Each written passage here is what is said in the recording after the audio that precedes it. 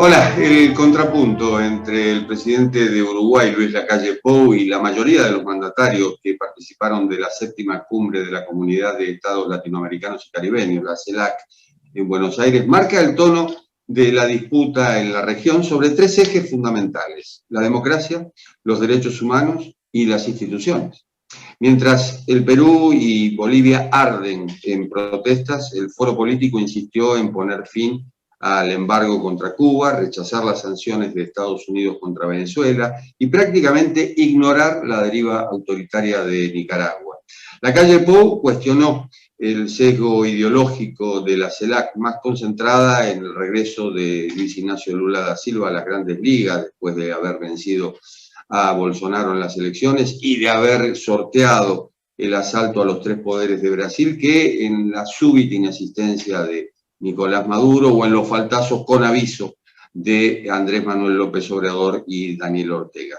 La cumbre de la CELAC, como la cumbre de las Américas realizada en Estados Unidos, estuvo precedida de una polémica, la polémica desatada por las invitaciones a Cuba, Venezuela y Nicaragua, denunciados por la falta de pergaminos democráticos y también por la violación de los derechos humanos. En este cuarto de hora, estos 15 minutos y monedas de Cadal TV, vamos a hablar con Julio Montero, que es consejero académico de Cadal, doctor en filosofía por la Universidad Nacional de La Plata, doctor en teoría política por University College London, investigador adjunto del CONICET y profesor de la Universidad de Buenos Aires y de la Universidad de San Andrés. Primera pregunta, Julio, ¿cuál es tu conclusión sobre la cumbre?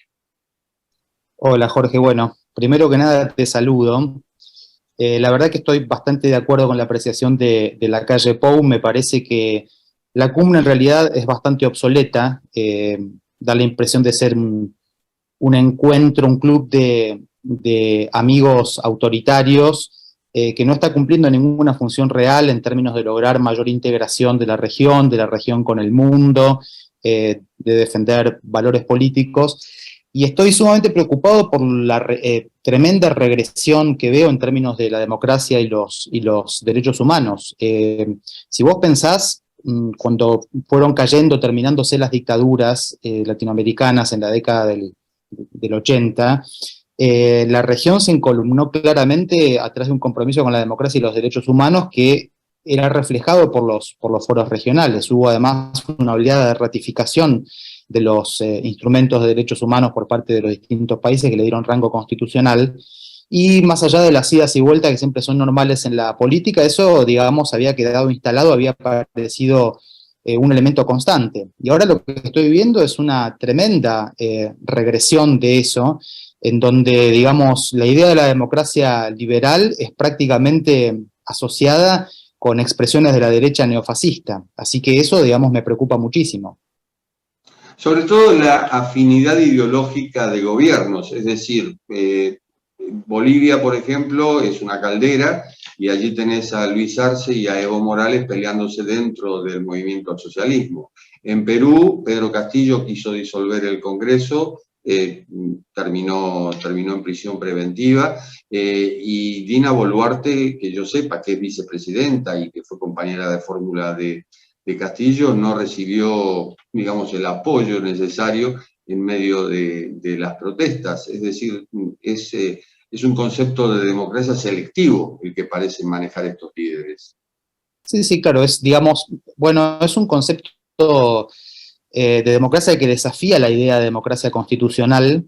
Hay un historiador argentino que está en Colombia, Federico Finkelstein, que explica cómo el fascismo, después de la derrota en la Segunda Guerra Mundial, se reconvirtió en populismo, ¿no? Y la gran diferencia, digamos, entre el populismo y el fascismo es que el populismo, digamos, abjura el uso de la violencia física expresa, abierta, como lo hacían los regímenes fascistas, y acepta la democracia electoral como el mecanismo por antonomasia de legitimación de los gobiernos. Pero en última instancia, todos estos populismos reivindican una idea de democracia que no es la democracia liberal tradicional, con el sistema de contrapesos, con una justicia independiente, con pleno respeto de los derechos humanos y las libertades políticas. Es decir, es una forma de democracia alternativa, contestataria, y que de alguna manera genera una inestabilidad intrínseca en el funcionamiento del sistema.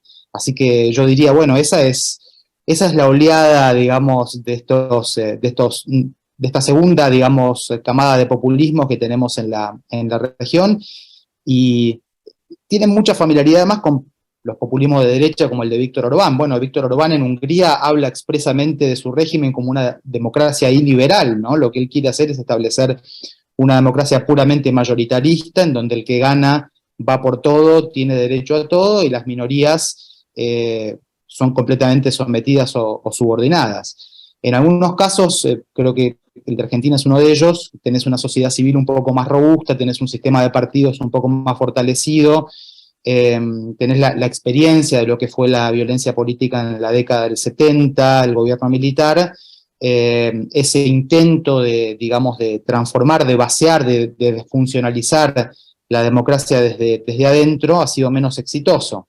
En otros países, digamos, con una cultura política distinta, con instituciones más débiles, podés ver la transformación, digamos, plena, ¿no? Venezuela es uno de los casos. Es sorprendente cómo la derecha, mencionabas a Orbán, y te incluyo a Donald Trump, y te incluyo a Bolsonaro, y la izquierda se están dando la mano, actúan del mismo modo prácticamente. Claro, es que mira, es un fenómeno muy particular, ¿no? Porque la izquierda y la derecha coinciden en algo, y esto es bastante clásico, coinciden en el antiliberalismo, son antiliberales, ¿no? Son autoritarios, creen tienen una concepción política, digamos, muy definida, muy firme, no creen que haya espacio para el desacuerdo razonable, y tienden a convertir al que piensa distinto, al adversario, en un enemigo, ¿no? En un enemigo que debe ser desplazado. Pero al mismo tiempo el liberalismo se está volviendo también profundamente iliberal en muchos lugares del mundo. Causas liberales clásicas como, digamos, el respeto de las minorías, la igualdad de género, etcétera, se están convirtiendo en causas defendidas de un modo muy autoritario, que en última instancia niega también los principios de universalidad que están a la base de la cultura de los derechos humanos y de la democracia liberal.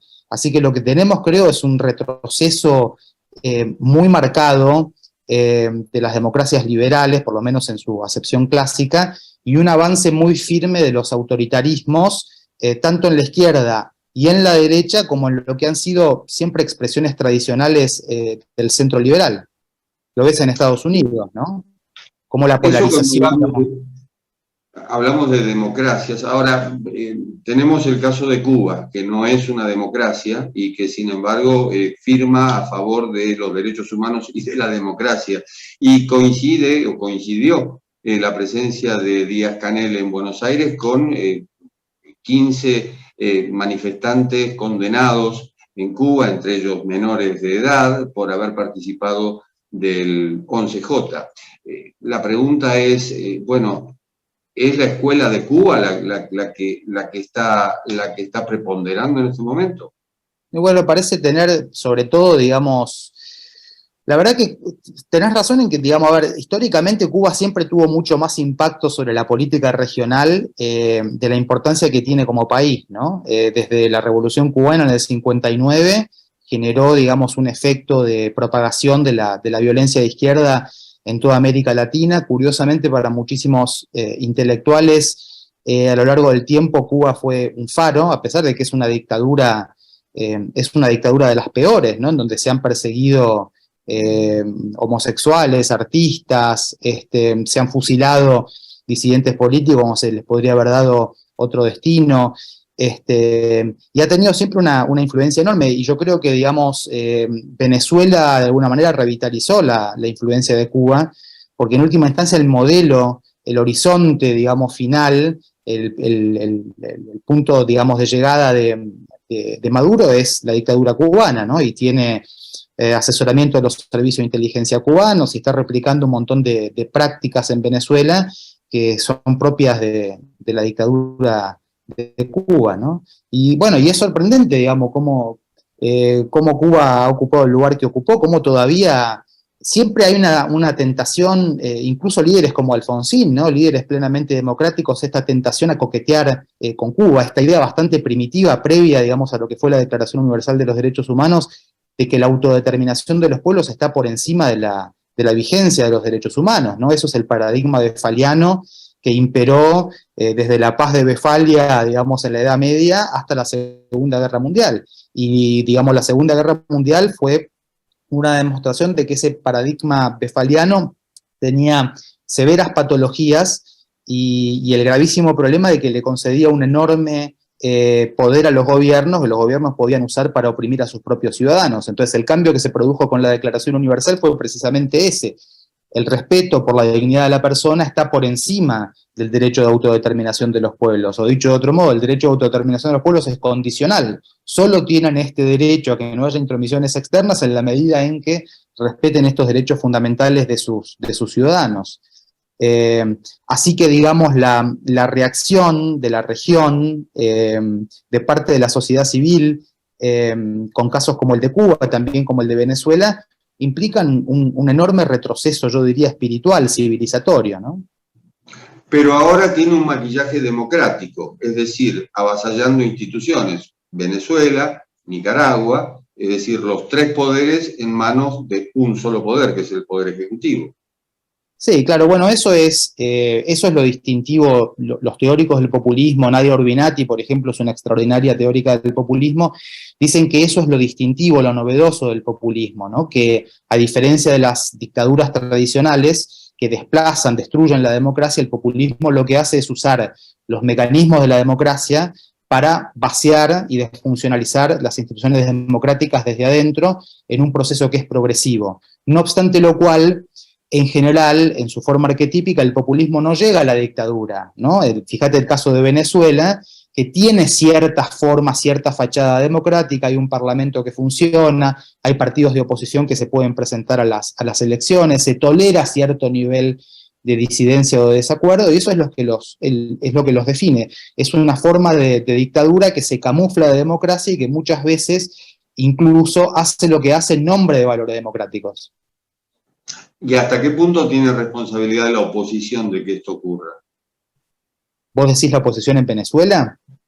Venezuela, bueno, Nicaragua directamente están todos presos, pero sobre todo en Venezuela. Mira, la verdad es que yo con la oposición venezolana, más allá de los errores que pueda cometer, solamente puedo expresar mi solidaridad, ¿no? Hay muchísimos que han estado presos. Dicen que, digamos, mucha de esta criminalidad violenta que hay en Caracas, que está asociada con robos, son en realidad formas que usa el gobierno bolivariano para aniquilar a disidentes políticos o personas que molestan. Yo no quisiera estar en el lugar de ellos, me parece que, como te decía, más allá de los errores, es heroica la resistencia. Incluso en su momento, hace ya muchos años, todavía estaba vivo Chávez. Yo tenía amigos de Amnistía Internacional Venezuela que habían sufrido ataques, ¿no? Habían sufrido ataques, tiros en las piernas, todo tipo de formas de amedrentamiento, patotas que entraban al local de Amnistía y rompían todo. Así que, digamos, más allá, bueno, de el mal cálculo estratégico en algunos casos, yo no me atrevería a criticar a la oposición, sino todo lo contrario, expresar mi solidaridad y hacer todo lo que esté a mi alcance para ayudarlos, para ser solidario internacionalmente. Julio, se están poniendo todas las fichas en Lula. Lula que promueve un acercamiento a Venezuela, un diálogo con Cuba, y bueno, también tenemos nuevos líderes, como es el caso de Gabriel Boric, el mismo Lacalle Pou, aunque no pertenezca al ala izquierda, digamos, Petro en Colombia. ¿Cómo ves este nuevo paisaje político latinoamericano?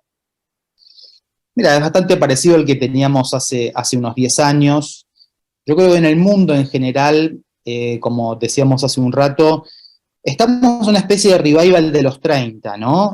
Mucho posmoderno, ¿no? Porque en los 30, digamos, había, digamos, la escala de los crímenes era abrumadora, había dictaduras. Ahora estamos como en unos 30 posmodernos, en donde, digamos, el paradigma liberal está atravesando una crisis y está siendo asediado por izquierda y por derecha. Yo tengo confianza en que, digamos, siempre tarde o temprano estos experimentos terminan mal, tienen vida corta y la gente vuelve a valorar la democracia liberal.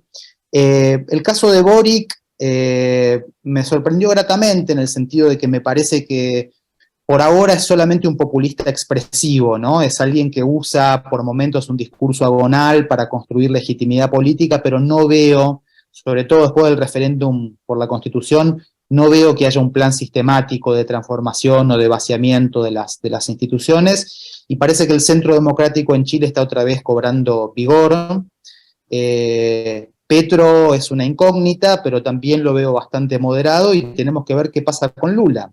En su primer gobierno, digamos, la verdad que Lula fue poco populista. Hubo un discurso por momentos populista, pero me parece que se mantuvo dentro de lo que son, como otros casos como el de Syriza en Grecia, ¿no? Se mantuvo dentro de lo que son los carriles de la democracia constitucional, no hubo intentos de hacer una nueva constitución, no hubo amenazas de juicio político a la Corte Suprema de Justicia, no hubo cooptación activa del Poder Judicial.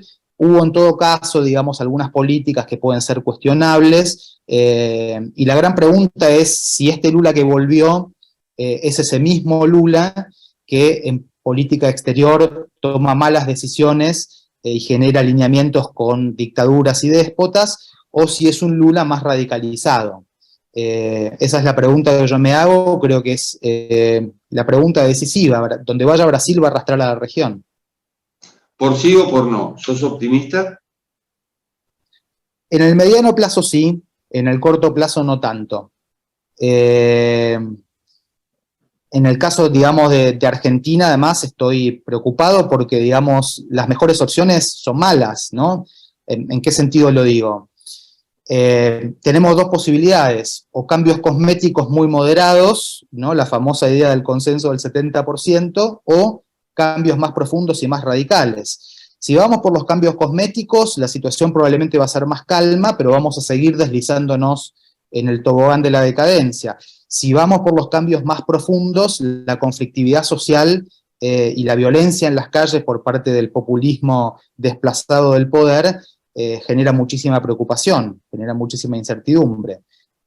Así que, digamos, en el corto plazo soy poco optimista, en el mediano plazo sí. En última instancia, tengo esta idea es mi herencia ilustrada, esta idea de que la libertad y la verdad siempre prevalecen, ¿no? Puede haber retrocesos, pero como decía Kant, en el largo plazo el género humano progresa siempre hacia lo mejor. Y de hecho, si lo pensás, lo que decíamos hace un minuto, ¿no? Los problemas que tenemos ahora, los problemas de autoritarismo, etcétera, son muy leves comparados con los problemas de autoritarismo que tuvimos a lo largo del siglo XX, incluso, digamos, en la década del 70, ¿no? En donde las dictaduras eran dictaduras totalmente represivas, había desaparición forzada de personas, la supresión de las libertades era total, no había muy poca solidaridad internacional.